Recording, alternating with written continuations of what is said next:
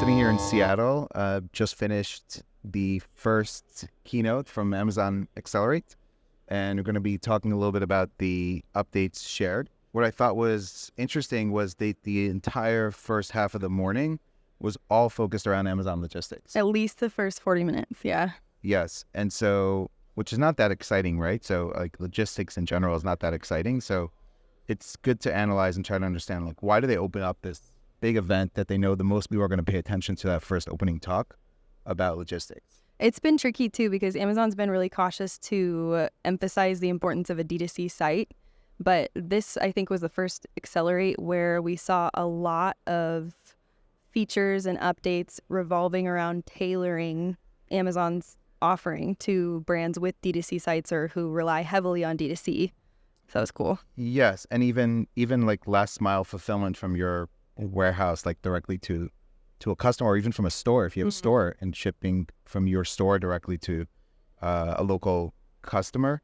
And yeah, I think it's Amazon's recognition. Amazon's philosophy used to be, we want to focus only on Amazon, like .com, only on Amazon sites, only on fulfillment there, and we're not going to promote anything off of that. We only want our sellers to sort of sell there and take advantage of there. And then there's been this kind of change in philosophy in the last couple of years, where I think Amazon realizes that there's Shopify, now TikTok and Walmart, and that there are other choices.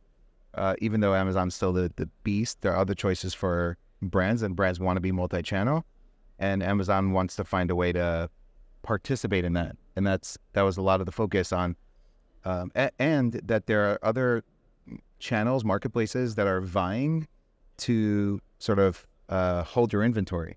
Walmart, until a few years ago, didn't have Fulfilled by Walmart. TikTok now has Fulfilled by TikTok, and they're kind of now opening it up to everybody. So Amazon's getting even stronger in their capabilities. So like one of the things, they made an improvement right in the shipping times for multi-channel fulfillment. What was it was originally 5 days, and then now it's 3. The standard shipping. And they also added dynamic delivery updates so when you're on the checkout page, you can see, as long as you've got Buy with Prime installed, you can see this is going to arrive in 3 days now. Yes, that's with Buy with Prime, you'll see the exact shipping time, and with multi-channel fulfillment, you'll also see it, and it's dynamic for both. And in Google Shopping, so when you search for a product, you'll see arrives in 3 days.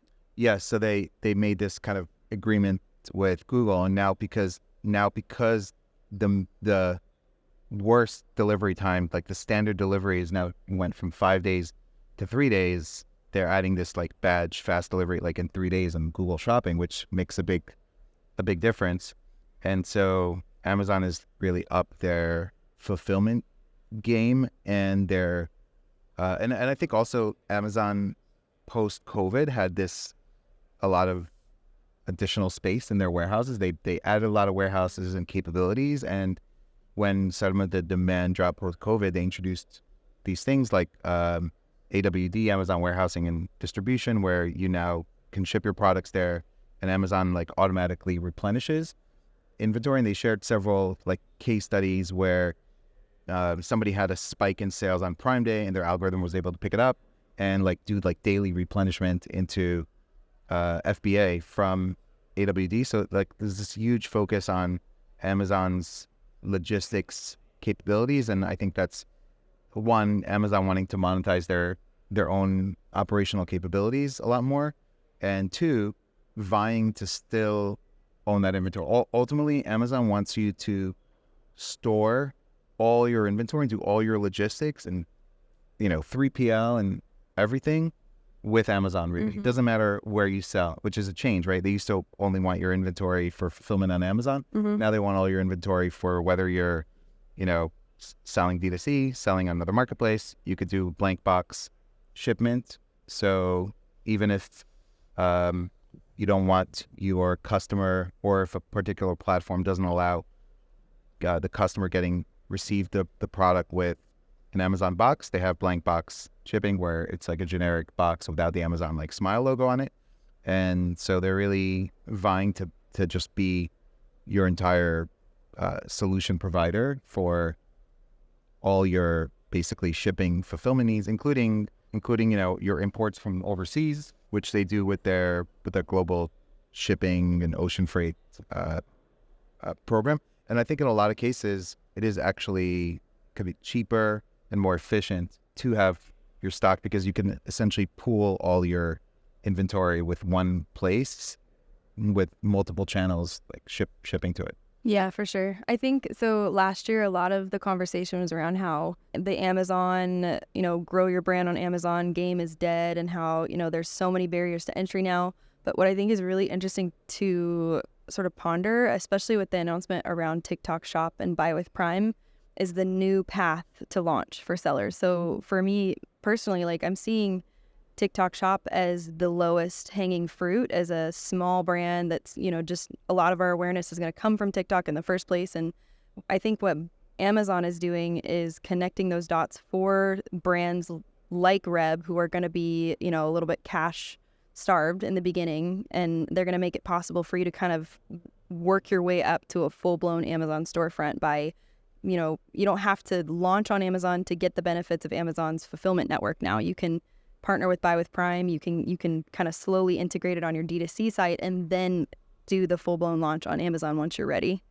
Right. Yeah, that makes a lot of sense, because in theory, you can put a product up on TikTok. Like, I mean, you've already gotten a ton of people interested in like ordering your product ahead of even launch. You built the audience beforehand, which is a brilliant way, if you can pull it off, you pulled it off, to be able to launch a product.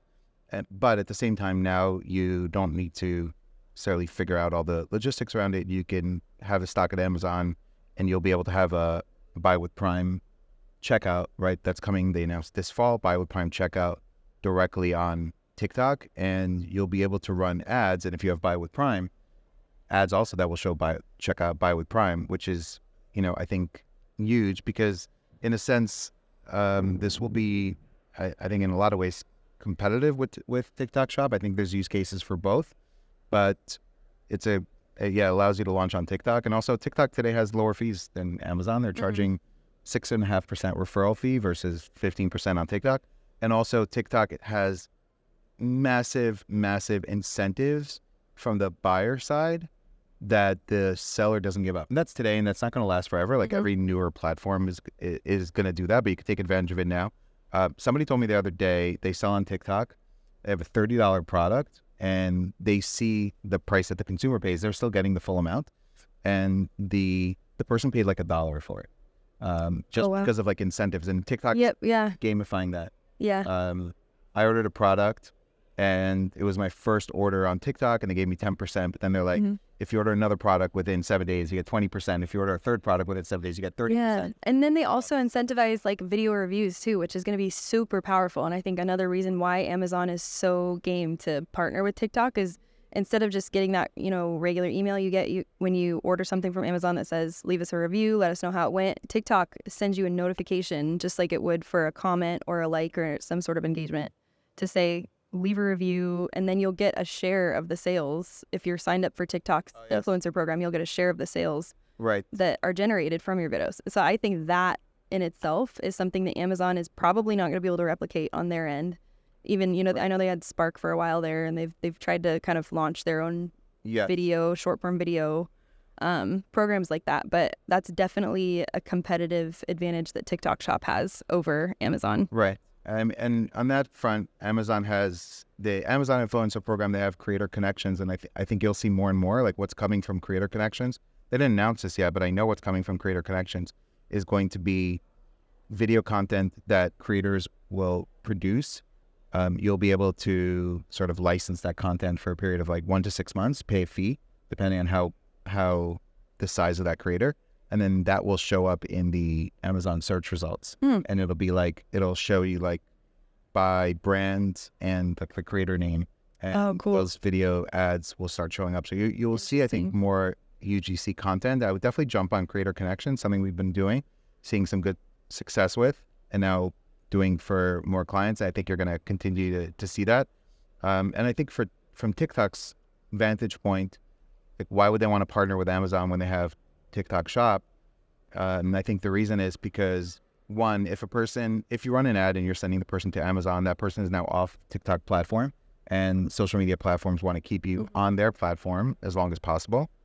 And so they stay on the platform, they check out there, and they're going to get a massive amount of ad dollars coming from Amazon sellers, etc., that are going to be able to run ads on TikTok and show that like Prime badge. And that's a huge,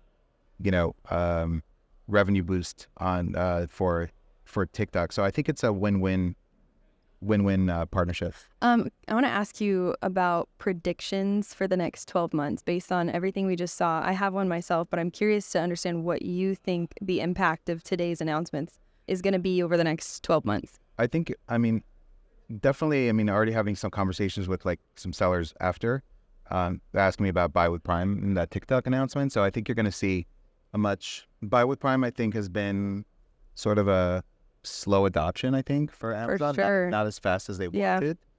I think it's also because consumers aren't aware enough of it, and I think the name should change. But I think with the ability to have a Prime checkout and run ads, you'll see a much greater adoption of Buy with Prime, and as a result, more consumer awareness of Buy with Prime. And with that, I think just greater expectations of like faster fulfillment from your website. One thing just to add to that is that brands don't necessarily have to implement, like a lot of brands just don't want to pay the Buy with Prime fee, which is 3% on your website sales, or they don't really want Amazon's branding or anything on their website. And so the sort of additional option behind that is not to use Buy with Prime, but to use multi-channel fulfillment, which is a regular checkout, but like it's almost like Buy with Prime behind the scenes, except it's like the 3-day delivery with standard or expedited. But then you could choose if you want to charge for shipping, offer free shipping, and essentially it's not a like Amazon Prime checkout on your website. It's a regular checkout, but behind the scenes, Amazon's doing all the fulfillment and you're still able to take advantage of it. So brands do have sort of, if they want to take advantage of fulfillment through Amazon, have this path. And I think you'll see just greater adoption of Buy with Prime just based off how successful they are at implementing this with TikTok and being able to drive ad traffic on TikTok. What's your prediction? Yeah, I definitely agree. It's going to have a lot to do with Buy with Prime, but they also announced that Buy with Prime and PayPal are partnering. And I think to me that signals that the number of payment options or the number of choices that you have or barriers to conversion that a consumer has is going to start to really decrease. And so, for example, when you're checking out, I think by the end of 2025, there's going to be maybe 2 checkout buttons or 2 payment options max on a D2C site. Right. And so for brands who leverage these new features and the ones that, Amazon has announced over the last 12 months even, strategically, I think conversion rates are going to start to really increase. Will rise on D2C websites with the implementation. And you also see better things from Buy with Prime, subscribe and save, and other things, which, will ultimately should help more brands who want to diversify off Amazon be able to do that, but still take advantage of Amazon offerings with having just more control on customer information, email marketing, and everything else that they could be doing. And I think like where things are going is kind of like Prime checkout anywhere. I could see for sure. I could see an ad on a billboard with a QR code, and you scan it, and it's Buy with Prime, and it's at checkout, right? It's like a seamless checkout anywhere you are on an insert with a QR code, or just like the ability to do fast checkout wherever you are. I think is kind of like where things are going. So it's gonna get very interesting, and great to see what other announcements come up over the next day or so with Accelerate. So thanks for watching, and we'll see you on the next one. This was real, by the way. This was not AI. So we're not avatars.